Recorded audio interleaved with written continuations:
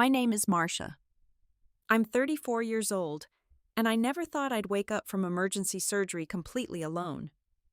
The pain that ripped through my abdomen at 2 in the morning was unlike anything I'd ever experienced. My husband Derek was sleeping right beside me, his breathing steady and peaceful.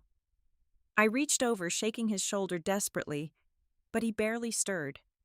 When he finally opened his eyes, the first thing he did was check his phone. That should have told me everything I needed to know. Before I share what happened next, please let me know where you're watching from. Hit that subscribe button if you believe marriage means showing up when it matters most. Now let me tell you how everything changed that night. 8 years. That's how long Derek and I had been married when everything fell apart. We met in New York City during the summer of 2015.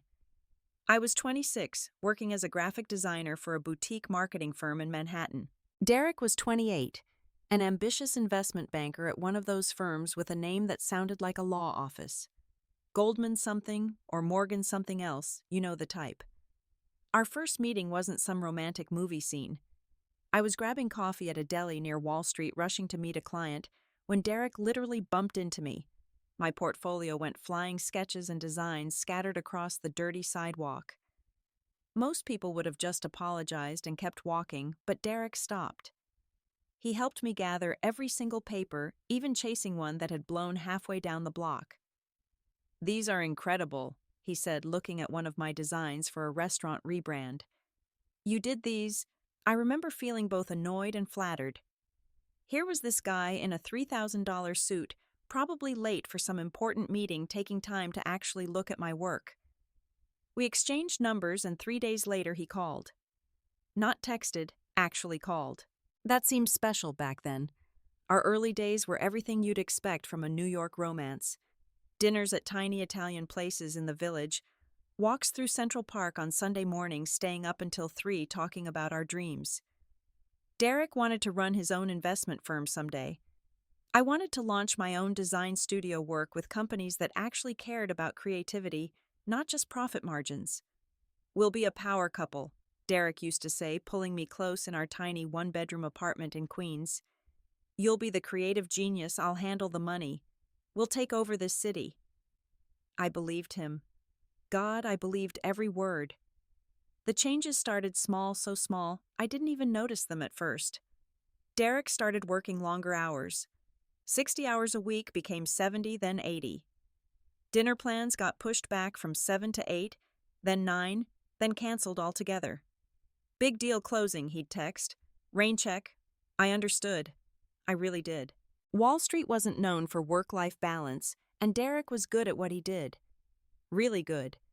His bonuses grew bigger each year, and after 3 years of dating, he proposed with a ring that cost more than my annual salary. We got married at a vineyard in Connecticut, 150 guests, everything perfect and proper. That's when I made my first mistake. Derek suggested I leave my job. "You're so talented, baby," he said one evening over takeout sushi. "But that firm doesn't appreciate you. Why don't you take some time off, focus on your art? Maybe start that studio from home. I'm making enough for both of us now." It sounded romantic, supportive even. My husband believing in my dreams enough to fund them while I got started. So I quit. I set up a home office in our new house in Westport, Connecticut. Beautiful colonial 4 bedrooms, 2-car garage. The American dream, right? But somehow my studio never materialized. There was always something else that needed attention. The house needed decorating. Derek needed a proper home-cooked meal after his long days. His mother Dorothy needed help planning charity events. "Marcia, dear," Dorothy would say in that way that sounded sweet, but felt like a needle. "Derek works so hard. The least we can do is make sure he has a comfortable home to return to." Dorothy lived 40 minutes away in Greenwich, but somehow managed to insert herself into our lives at least 3 times a week.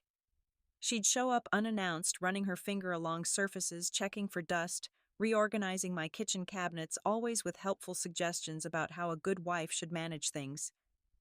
"When I was married to Derek's father," she'd say, and I'd know another lecture was coming. Derek's father had been a successful banker too, until he dropped dead of a heart attack at 55. Dorothy never seemed to connect the dots between his work stress and his early death. The first time Derek truly let me down was 2 years into our marriage. We'd been trying for a baby for 6 months, and finally that little pink line appeared on the test. I was 8 weeks pregnant when we went for our first ultrasound. Derek promised he'd be there. Swore it, actually. Nothing could keep me away, he said that morning, kissing my forehead. I sat in that waiting room for 45 minutes. Other couples went in and out, holding hands, the men looking nervous and excited. I kept checking my phone. Running late, his first text said. Then, deal fell through, putting out fires. Finally, go ahead without me. I'll make the next one. The ultrasound tech was kind, making small talk to fill the silence where my husband's voice should have been. The baby's heartbeat filled the room fast and strong, and I cried. Not happy tears, lonely tears. Derek showed up at home that night with flowers and apologies.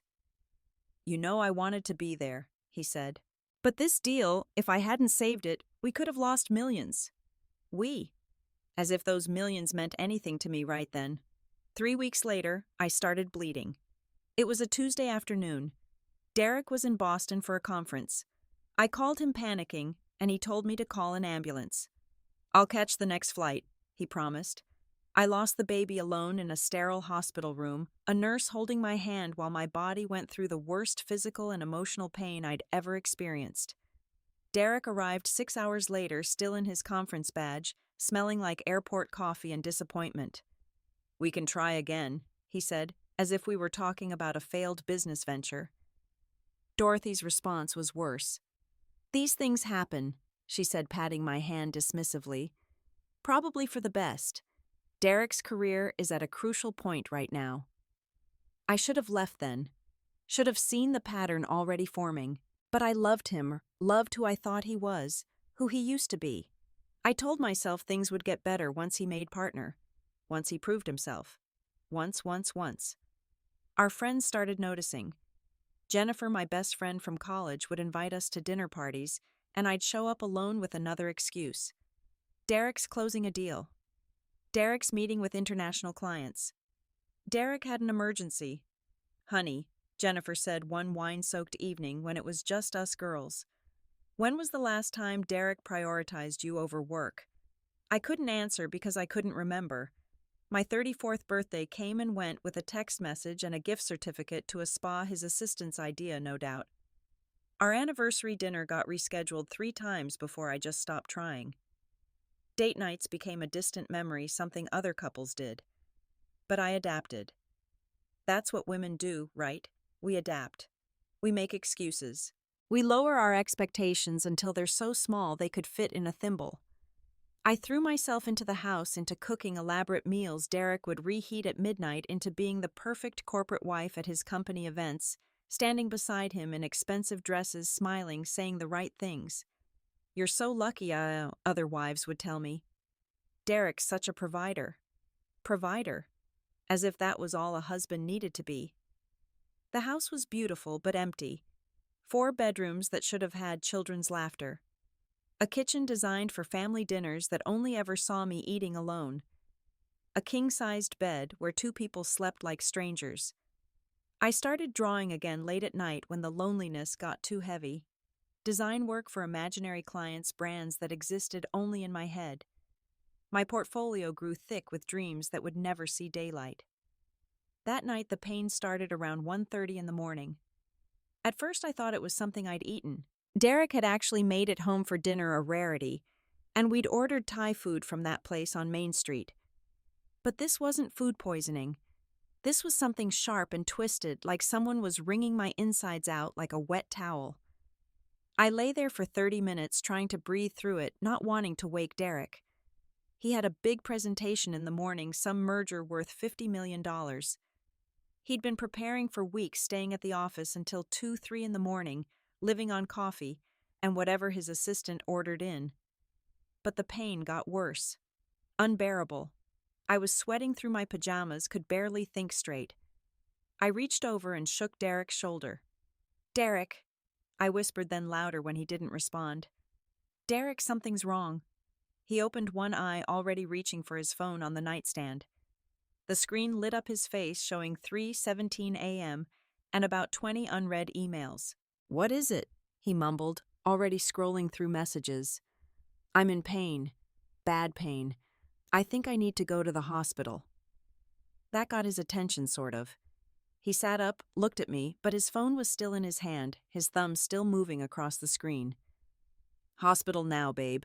I've got the Hartman presentation at 9. Can it wait until morning?" I tried to sit up and nearly screamed from the pain. "Derek, I think something's really wrong. Please." He sighed, that particular sigh I'd heard 1,000 times. The one that said I was being inconvenient. Okay. Let me call you an Uber." "An Uber, Derek. I need you to come with me." He was already getting out of bed, heading to the bathroom. "Marcia, be reasonable. I've got to be sharp for this meeting. It's just stomach pain, probably appendicitis or something. The doctors will take care of you. I'll come right after the presentation, I promise." Appendicitis or something. Like it was a paper cut. I watched him splash water on his face, already mentally preparing for his day, and felt something inside me break. Not my appendix, though, that was probably rupturing too. Something else. Something that had been cracking for years. "Fine," I said, already reaching for my phone to order the ride myself. "I'll call my mom," he said, as if that was helpful. "She can meet you there." "It's 3 in the morning, Derek." "She won't mind. You know how she is in a crisis." Yes, I knew exactly how Dorothy was in a crisis. She'd find a way to make it about Derek, about how stressed this would make him, how I needed to be strong for him. The Uber arrived 15 minutes later. Derek helped me to the door, his hand on my elbow like I was an elderly aunt. He was seeing off after Sunday dinner. "Text me when you know what's happening," he said, already checking his phone again. "I'll come as soon as I can." The driver was a woman, maybe 60 years old, with silver hair pulled back in a bun and kind eyes that reminded me of my grandmother. Her name on the app said Grace. "Hospital?" she asked, looking at me in the rearview mirror.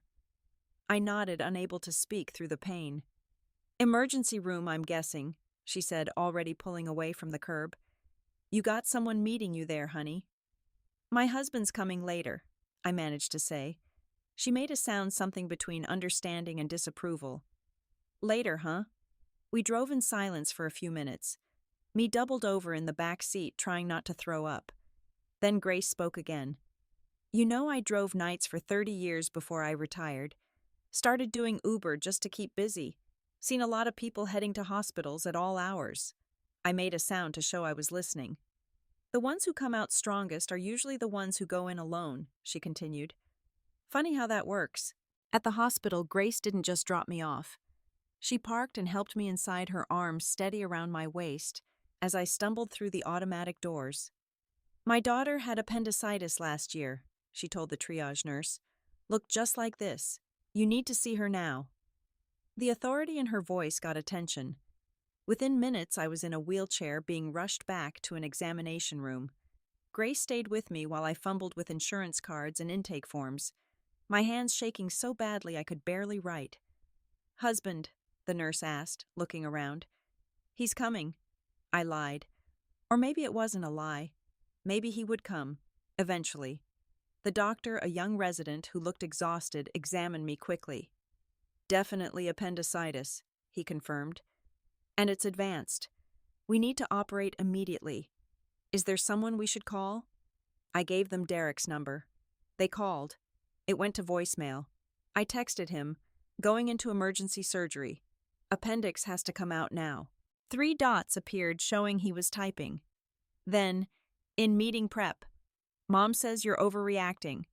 I'll come when I can." His mother. He'd actually called his mother instead of coming to the hospital. And she'd told him I was overreacting. About emergency surgery. Grace was still there, sitting in the plastic chair beside my gurney.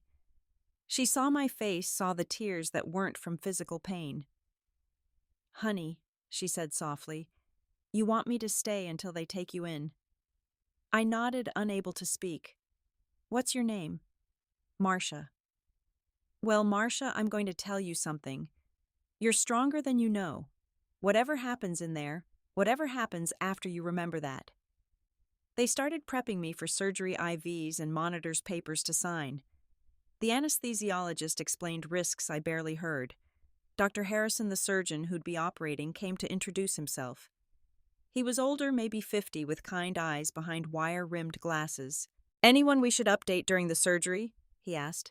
"Her husband's unavailable." Grace said something sharp in her tone. "But I'll wait." Dr. Harrison nodded, and I saw Grace whisper something to him. He glanced at me, then back at her, and nodded again. "We'll take good care of her," he said. The last thing I remember before the anesthesia took me under was Grace squeezing my hand and leaning close.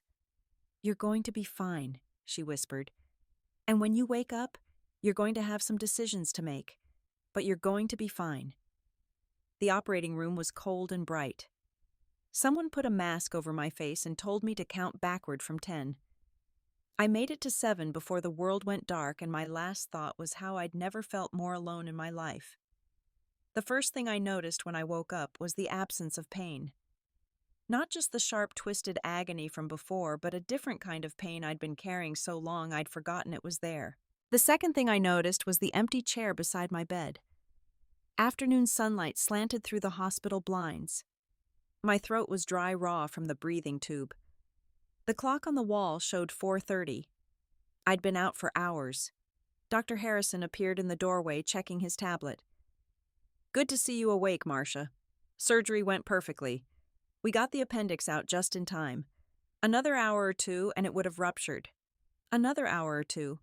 If Derek had convinced me to wait until morning, if I'd listened to him, I could have died. Your friend Grace stayed until about an hour ago," Dr. Harrison continued. "She had to leave for an appointment but left something for you."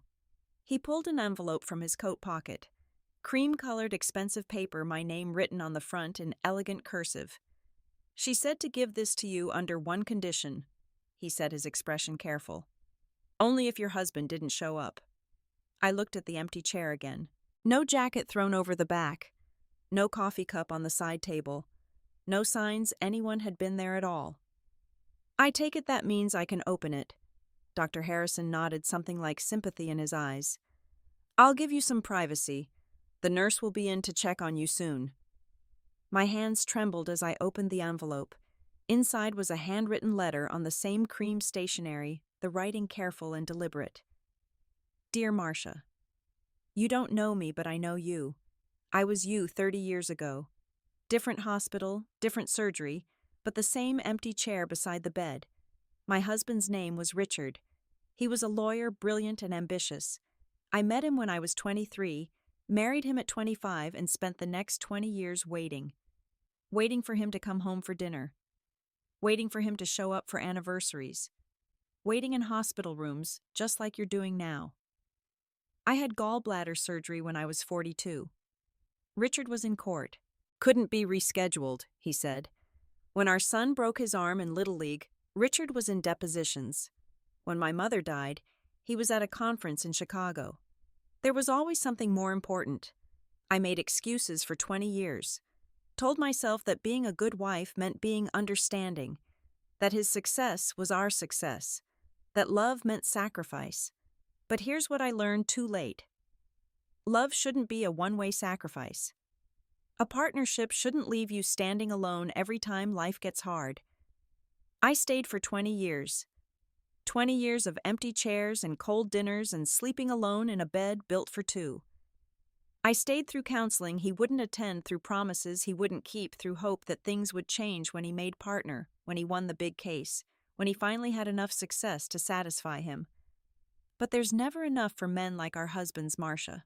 There's always another deal, another meeting, another opportunity that matters more than we do.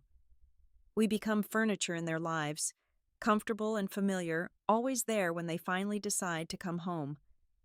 When I was 55, I was diagnosed with breast cancer. Stage 2, very treatable but terrifying. The morning of my first chemotherapy treatment, Richard had a client emergency. A merger that couldn't wait. He kissed my forehead, promised to meet me at the hospital, and left. I sat in that chair alone, poison dripping into my veins, watching other patients with their spouses, their children, they're friends. And I realized I'd rather be alone by choice than alone by default. I filed for divorce the day after my last treatment. Richard was shocked. How could I leave after all we'd built together? But what had we built? A house where I lived alone, a marriage that existed only on paper, a life where I came last on his priority list, somewhere after client dinners and golf games. I'm 73 now. I run a small nonprofit that helps women start over. I travel, something Richard never had time for. I have dinner with friends who actually show up. I wake up every morning in my small apartment alone but not lonely. There's a difference, and it took me too long to learn it. I'm not telling you to leave your husband. That's your decision to make. But I am telling you this: you deserve someone who shows up. Not just for the good times, the convenient times, the scheduled times. Someone who shows up when you're scared, when you're sick, when you need them most. If he's not there for your emergency surgery, when will he be there? If his meeting matters more than your life, what doesn't matter more than you? I've enclosed my phone number and the number of an excellent divorce attorney just in case. I've also included a check. It's not charity, it's solidarity. One woman to another, understanding what it costs to realize you deserve better. Whatever you decide, remember this: you're not overreacting. You're not too demanding. You're not asking too much to expect your husband to prioritize your emergency surgery over a business meeting.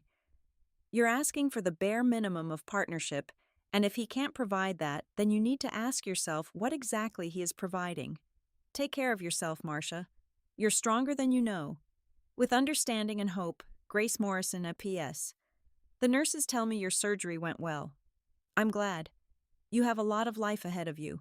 Make sure you spend it with people who think you're worth showing up for. The check was folded inside. $5,000.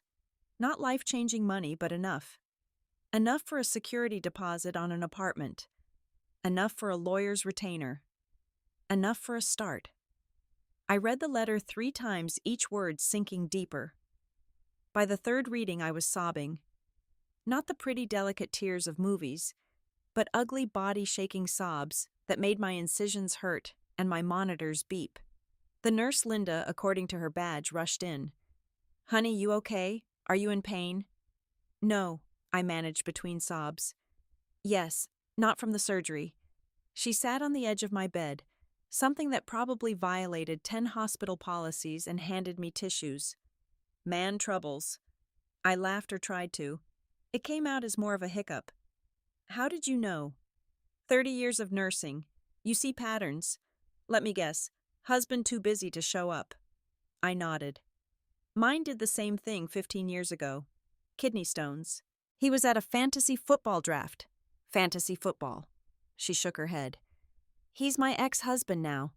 Best decision I ever made. My phone buzzed. Derek. Finally. How did it go? Still in meeting. Be there tonight. He didn't even know I'd already had the surgery. Didn't know I'd already woken up. Didn't care enough to check to call to find out if his wife had survived her emergency operation. I texted back. Surgery went fine. Don't come. 3 dots appeared immediately. What? Why is Mom with you? No, I don't want you to come. My phone rang. I declined it. It rang again. You should answer, Linda said. Get it over with. I picked up on the 3rd ring. Marcia, what's going on? I said I'd come tonight. 8 hours after my surgery ends. I had the presentation. You know how important this was. More important than me possibly dying. You weren't going to die. Mom said you always exaggerate these things. Your mother is not a doctor, Derek. And I don't exaggerate. When have I ever exaggerated? Silence. He couldn't think of a single time because there wasn't one. Look, we closed the deal. $52 million. We should celebrate when you get home. Celebrate? You want to celebrate your deal when I'm lying in a hospital bed. I didn't mean tonight. When you're feeling better. Derek, I need you to listen very carefully. A stranger stayed with me today. A woman I'd never met before held my hand while I went into surgery. She was here when my husband should have been. I told you I had a meeting. I know. You always have something. A meeting, a call, a dinner, a conference. For 8 years, you've always had something more important than me. That's not fair. I work hard for us. No, you work hard for you. For your bonuses, your reputation, your success. When did you last do something just for me? Silence again. In the background, I could hear his office phones ringing, people talking. Even now, during this conversation, he wasn't somewhere private. I was just another call to take between meetings. We'll talk about this when you get home, he said finally. You're emotional from the surgery. Yes, we will talk, but not at home. And I'm not emotional from the surgery.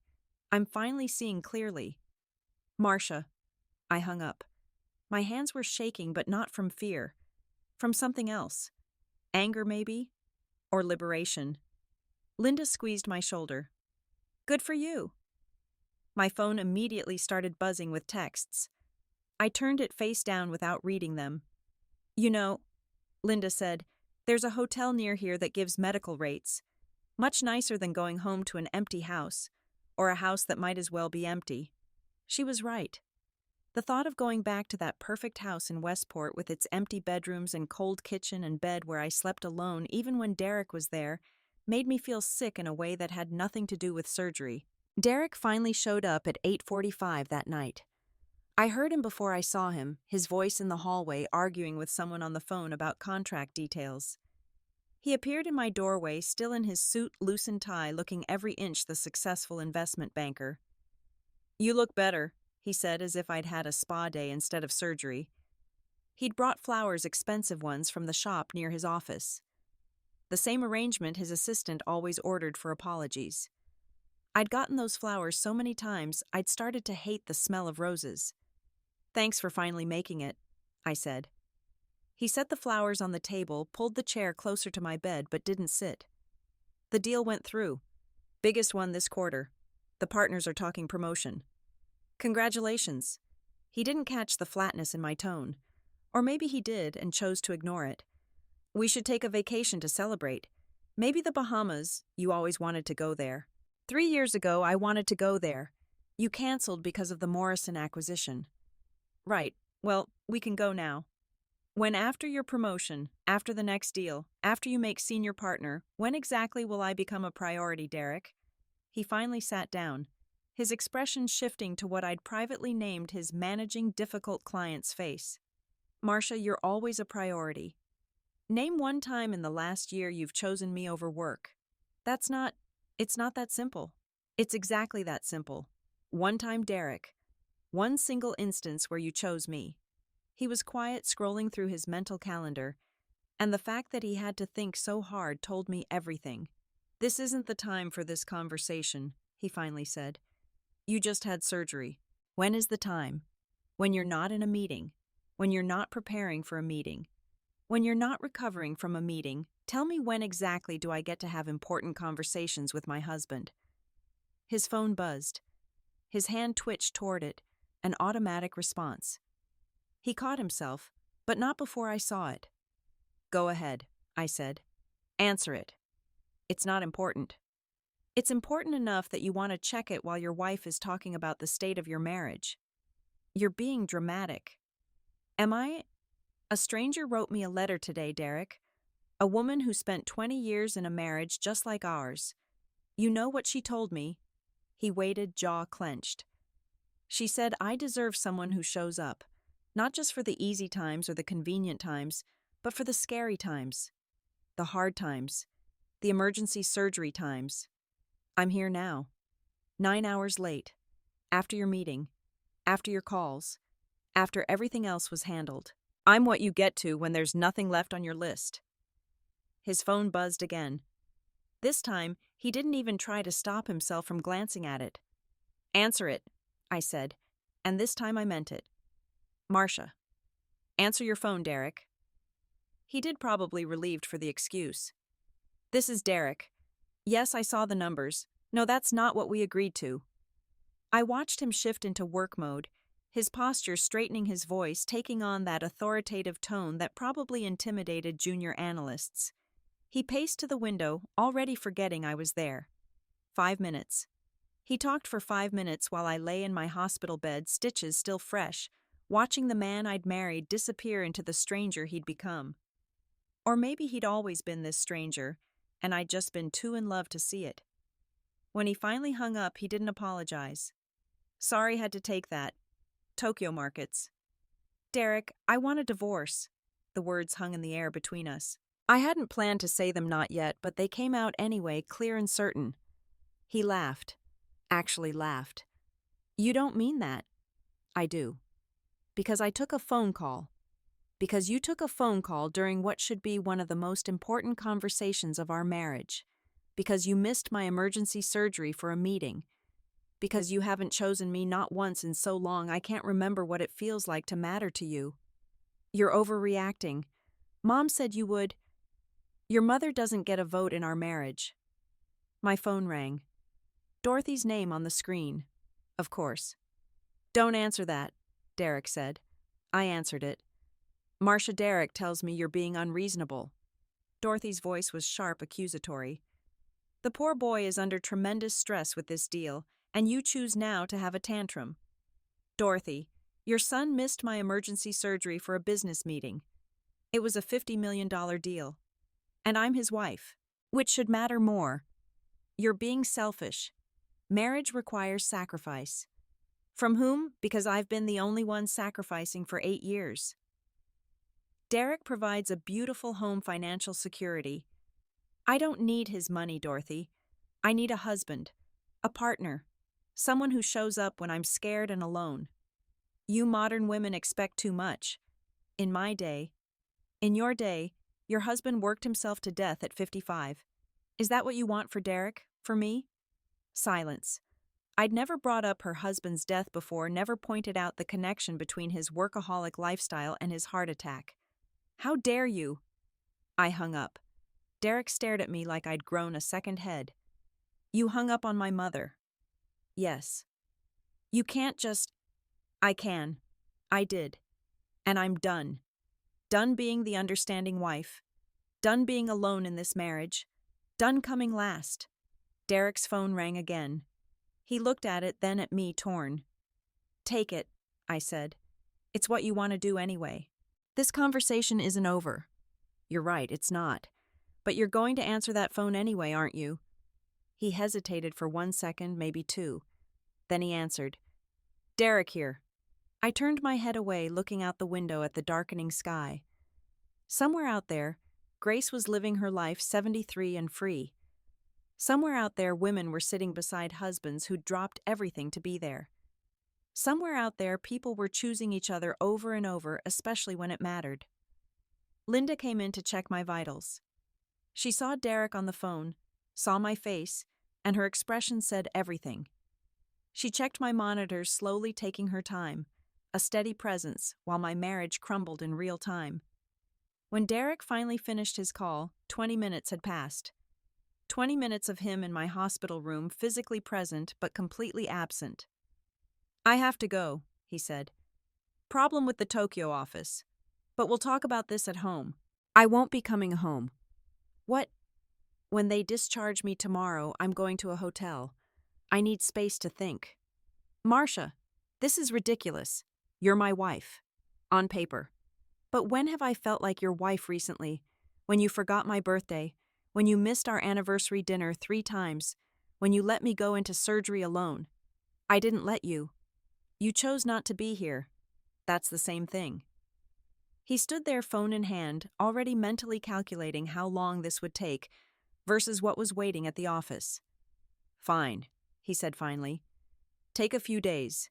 Get this out of your system, but we're not getting divorced over 1 missed surgery. 1 missed surgery. As if that was all it was. He left without kissing me goodbye, without touching me at all. I listened to his footsteps fade down the hallway, quick and purposeful, probably already dialing Tokyo. Linda came back in. You okay, honey? I think I am, I said, and surprisingly, I meant it. Can I borrow your phone? I need to make a call, but I don't want him to have the number. She handed it over without question. I dialed the number from Grace's letter, my heart pounding. Hello? The voice was warm, exactly as I'd imagined. Grace, this is Marcia. From the hospital. Oh, honey, how are you? How did the surgery go? It went well. I'm okay. I read your letter. And he showed up 9 hours late and took 3 phone calls while he was here. Of course he did. I told him I want a divorce. And how do you feel about that? I thought about it. Really thought about it. Scared, but also relieved, like I can finally breathe. That's exactly how I felt. The scared part gets better. The relief only grows. We talked for an hour. Grace told me about her life after divorce, about the nonprofit she ran, about the women she'd helped start over. She told me about traveling to Greece at 60, learning to paint at 65, falling in love again at 68 with a man who'd never missed a single one of her doctor's appointments. He died 2 years ago, she said softly. Cancer. But he was there for every treatment, every scan, every hard day. 5 years of real partnership taught me more about love than 20 years of marriage to Richard ever did. By the time we hung up, I had a plan. Not a perfect plan, but a start. The next morning, I checked myself out of the hospital against medical advice to go home early. Not to Derek, but to pack. I knew he'd be at the office. He always was on Fridays, especially after a big deal. The house felt different when I walked in. Maybe because I was seeing it clearly for the first time.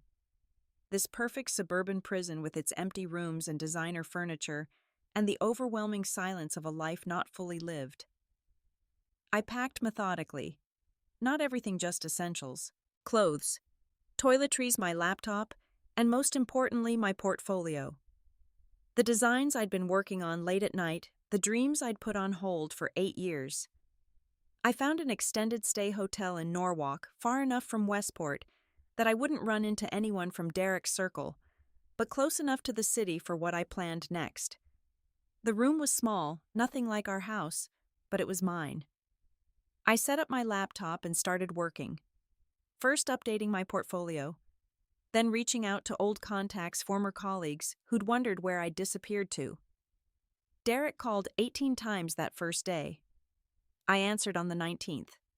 Where are you? I told you. A hotel. Which hotel? Does it matter? Would you come? Silence. That's what I thought. Marcia, come home. We can work this out. How counseling? You'd have to show up for that. I'll make time. You've been saying that for 8 years. This is different. Why? Because now there are consequences. He didn't have an answer for that. Dorothy called next, alternating between guilt trips and threats. You're throwing away a perfect life, she cried. Derek's a good man. He doesn't drink, doesn't cheat. The bar is so low it's underground, Dorothy. Not cheating doesn't make him a good husband. It makes him basically decent. You'll regret this. The only thing I regret is waiting this long. On the 3rd day, Jennifer came to visit. She brought wine and Chinese food and sat on my hotel bed while I cried. I'm proud of you, she said. I've been waiting for you to wake up for years. Why didn't you say something? Would you have listened? She was right. I wouldn't have. I'd needed to come to this myself, needed that empty chair beside my hospital bed, needed Grace's letter to finally see what everyone else had seen for years. A week later, I met with the divorce attorney Grace had recommended. Catherine Chen was nothing like I'd expected. Young, maybe 35, with a warm smile and an office full of plants. Grace sends her best, she said. She's helped a lot of women find their way to my office. How bad is this going to be? Honest answer. It depends on him. If he wants to make it difficult, he can. But from what you've told me, he won't want the distraction from work. Men like Derek usually prefer clean, quick divorces, less impact on their schedules. She was right. When Derek got the papers, he called immediately. You're serious about this? Yes. I don't understand. I've given you everything. Everything but yourself, Derek. Everything but time, attention, presence. You gave me things. I needed a partner. I can change. The saddest part was, I didn't think he could. He was too far gone, too deep into the culture that said success meant sacrifice, that money could substitute for presence, that being a provider was enough. We met at a coffee shop to talk. Not our usual places, somewhere neutral. He looked tired, stressed. For the first time, I could see him heading toward the same fate as his father. The long hours, the constant stress, the phone that never stopped ringing. The partners offered me senior partner, he said, youngest in the firm's history. Congratulations. I turned it down. I stared at him. What? I turned it down. You're right. I haven't been present. I want to fix this. For a moment, just a moment, I felt hope. Then his phone rang. He looked at it, and I saw the struggle on his face. The physical battle between what he knew he should do and what every instinct told him to do. He answered it. Derek here. No, I said the Nikkei numbers, not the Hang Seng. I stood up and walked out. He didn't follow. When I looked back through the window, he was still on the phone, gesturing animatedly, completely absorbed. That was 3 months ago. The divorce papers were signed last week. Derek fought a little about the money, more from habit than real opposition. In the end, I got enough to start over, which was all I'd wanted. I'm living in Brooklyn now, a 1-bedroom apartment that gets beautiful morning light. It's smaller than our bedroom in Westport, but it's filled with life. My drafting table sits by the window. My designs cover the walls. There's no one to tell me they're too bold, too creative, too much. I started my design studio. Just me for now, but I have 3 steady clients and more inquiries every week. Jennifer's husband hired me to rebrand his restaurant. An old colleague brought me in on a startup project. Word spreads when you do good work, when you show up, when you deliver what you promise. Grace and I have lunch every Wednesday. She's introduced me to her circle women of all ages who've chosen themselves over comfortable misery. We call ourselves the Empty Chair Club, and we laugh about it now, but there's truth in the humor. We all had that moment, that empty chair, that final straw that made us say enough. Last month I was at the hospital for my follow-up appointment. 1-year anniversary of my surgery. Dr. Harrison remembered me. You look different, he said. Happier. I am.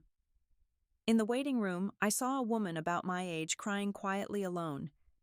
I recognized the look, the slumped shoulders, the phone clutched in her hand showing unanswered calls. I sat beside her. Surgery. She nodded. Gallbladder. My husband, he had a client dinner, said I'd be fine on my own. I reached into my purse and pulled out a card. Not Grace's anymore, but mine. On the back I'd written the same words Grace had given me. You deserve someone who shows up. Call me if you need to talk, I said. Anytime. She looked at the card, then at me, and I saw recognition dawn. Not of me, but of possibility. Of life beyond the empty chair. Derek has called a few times. He's dating someone new, his assistant told me. Another investment banker. They understand each other's schedules, apparently. I hope genuinely that it works for them. Some people want that life. I've learned I'm not one of them. I'm dating too casually. An architect I met at a networking event. He showed up 15 minutes early for our first date. When I had a minor procedure last month just to remove some scar tissue from the appendectomy, he took the day off. Didn't ask, didn't negotiate, just showed up with terrible hospital coffee and stayed until I was released. Why? I asked him. He looked confused. Because you needed someone there, as if it was that simple. And maybe it is. Dorothy still sends passive-aggressive texts about what I've thrown away. I don't respond. There's nothing to say to someone who thinks being alone in a marriage is better than being alone by choice. The studio is growing. I'm interviewing assistants next week. My apartment is small but warm, filled with friends who show up literally and figuratively. Sunday dinners that people actually attend. Gallery openings where familiar faces cheer my work. A life that's smaller in square footage but infinite in possibility. Sometimes I think about that night, the pain that woke me, the empty chair, the stranger who saw me more clearly than my husband ever did. I think about Grace's letter tucked safely in my desk drawer, a reminder of where I've been and how far I've come. Mostly, though, I think about the women still sitting in those empty chairs, still waiting for someone to prioritize them, still believing that asking for presents is asking too much. I think about the younger version of myself making excuses, lowering expectations, disappearing into a life that looked perfect from the outside, but felt hollow within. That envelope from Grace didn't just contain a letter. It held the key to a cage I didn't even know I was in. A cage built from, he's working hard for us, and I'm being too demanding, and this is what marriage is. A cage that felt safe because it was familiar, even as it slowly suffocated everything I was. The truth is, we teach people how to treat us. And for 8 years, I taught Derek that I would always be there no matter how many times he wasn't.